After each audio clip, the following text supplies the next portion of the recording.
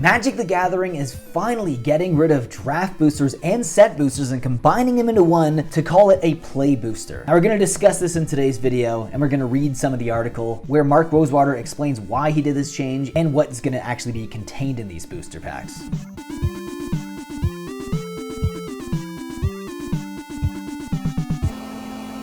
Welcome back to the channel. This is Mattcaster Mage. If you do enjoy my content, please consider subscribing and joining in all the fun we have here. It is a very sad day for Magic the Gathering. We are losing a component that's been around since the very start, and that is the draft booster packs. It's very sad because draft boosters are something that is really not just nostalgic for me, but I feel like it's a pivotal and an important part of Magic's history. It's one of the formats that people play. You know, it's not just about cracking packs for yourself. The whole point of a draft booster was to actually engage in a draft experience where you pick a card, you pass the pack over to the next person, then it kind of creates a cycle where you can build a deck and then you play with that. As much as they weren't as popular as draft boosters and collector boosters, the collector boosters and set boosters, sorry, not draft boosters, that's going away. It's kind of sad because that was a massive component, and I still have my majority of my booster box collection is draft boosters, not collector boosters, not set boosters, because I think draft boosters have a great potential long term for just fun, not even just value. I like to hold on to these like a fine wine in a wine cellar, and then one day crack it open with a bunch of friends and have a nice draft game where you can experience older sets that may not be at game stores anymore. That's what I really love about draft boosters, and now we're going to see them go away, unfortunately. We're going to find out why. Here it is. What are play boosters? Making magic. Mark Rosewater. The set booster and draft booster are being combined in a new type of booster, and we're calling it play booster. In this article, I will explain why this is happening, walk through what the new play boosters will include, and share the details on the introduction of Magic. Now, he kind of has bulletin points about what is really the reason why they're going into this, but they are going to be raising costs, unfortunately, because the draft boosters were the cheapest, so you're not going to have access to really cheap booster boxes anymore, unfortunately. So that also does suck. So if you're afraid for the financial sake of it, that is a valid concern for sure. How did play boosters come about? The story goes back to 2018. Studio X, what we call part of the company responsible for Tabletop Magic, crunches a lot of data about players, what they enjoy about Magic, and what doesn't work for them. Okay, I don't know. Yeah, okay, it's true. But some things they get wrong, I guess. Occasionally you find a piece of data that causes us to rethink how we make Magic. This time the piece of data was the following. The majority of players who open a booster do not play a limited format with it. That's kind of crazy because for me, I love holding on to draft boosters to play. For the most part, if I do opening videos on the channel, it'll be collector boosters or set boosters, sometimes draft boosters, but for the most part, I try to go for like set boosters or collector boosters. So I don't know. I don't know if that point is 100. I mean, it's anecdotal, I guess, but you know they have the data, so. The question led to the creation of the set booster, and that came out in Zendikar Rising. Shortly before it premiered, I wrote an article introducing all of you to it. What had been the default booster was now renamed the draft booster. Jeez, sorry about that. A quick aside, there's also a collector booster. Players who buy collector boosters enjoy them, and we have no plans to change anything about them. Of course, why would they get rid of the most expensive boosters they have? Of course, because they want to keep those on the market, but get rid of the cheapest ones, the draft boosters. Problem number one, set boosters eclipsed draft boosters. That is true. When it comes to opening, yeah, and when it comes to sales, people think there's more value in them. There's definitely better pull rates, so that makes sense. We're not going to read all this. I'm just going to give you kind of the bullet points, then I want to show you actually what's inside the play boosters they're called now, but that is a valid point. Problem number two, it caused inventory problems. This is interesting. This is a bit simplified, but here's how a store manages Magic product. They buy product A and sell it. They use the money to buy product B. They sell product B, and then they use the money to buy product C. And for that some reason, they don't sell all the product. It gets stuck in their inventory. Yep. Meaning it isn't converted into money to buy the next product. If this happens enough, it causes huge problems for stores. They're probably getting a lot of feedback from stores about this as well, I imagine. But that is a valid point. Problem number three, it began the abandonment of draft boosters.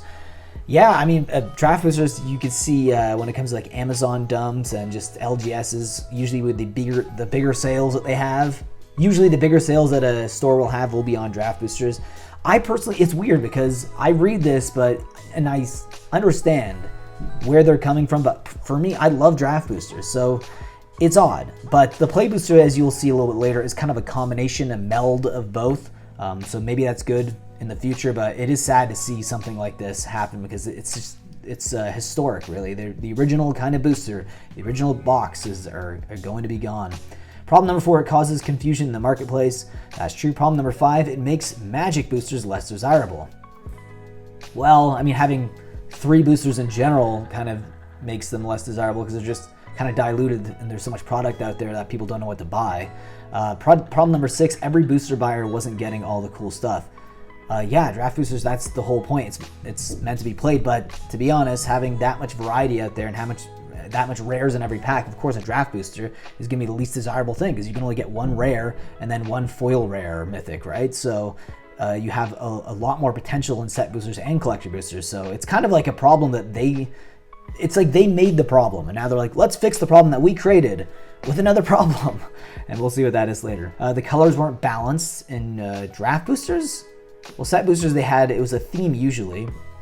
Issue number 3, the ratio of rarities would have to shift. Okay. Issue number 4, we would have to change how we made sets. So here is the actual play booster. So you guys get a look at this as well. So yeah, this is going to be interesting. So you're getting a lot more in this pack. So you're getting 1 to 6 commons, and then slot number 7 is the list/common. Slot number 8 to 10 is uncommon. Slot number 11 is the rare/mythic rare. Then you get a basic land in slot number 12, then a non-foil wild card, and then a foil wild card, and then the slot number 15, so it is 15 cards, will be the add token and helper art card. So it definitely does look like a combination of both, if you will. So it breaks it down. Slots number 1 to 6, they are commons. Number 7 is going to be the common list card, so most of the time 7 out of 10, 7 out of 8, or 87.5% of this slot will be a 7th common, but the 8th time will be get a card from the list. So that's going to be where the new list slot is going to be. Remember, they're also getting rid of set boosters as well, so the play boosters are going to be a combination of both. Slot number 8 is the uncommon cards, and you're getting the rare mythic slot there, and then land. So, I mean, you are getting, it feels a lot more like a set booster than a draft booster, but that's why they're kind of combining both. So differences between set boosters, you get 2 playable cards, no connected commons or uncommons, 1 foil wild card, and 1 non-playable object. So really interesting here. If you guys want to actually read this article yourself, I will link it down below.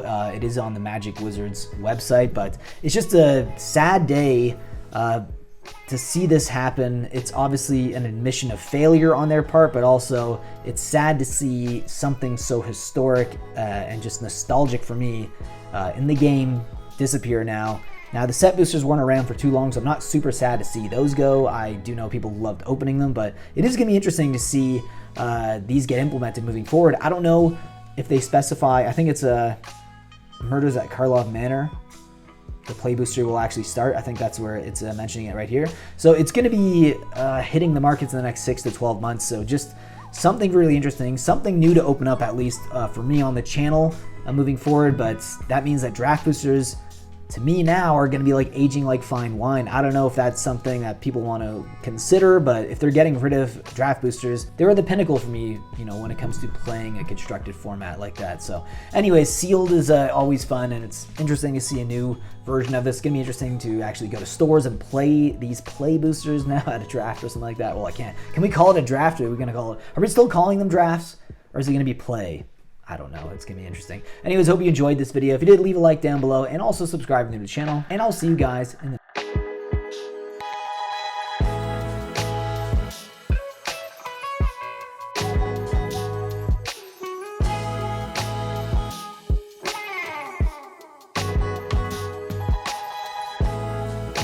Use promo code Mattcaster for 5% off your order at Face to Face Games, Canada's largest Magic the Gathering store. Qualified orders get free shipping Canada-wide if you use our promo code Mattcaster at checkout. Whether you're buying singles or sealed product, use our code to support the show and get a discount.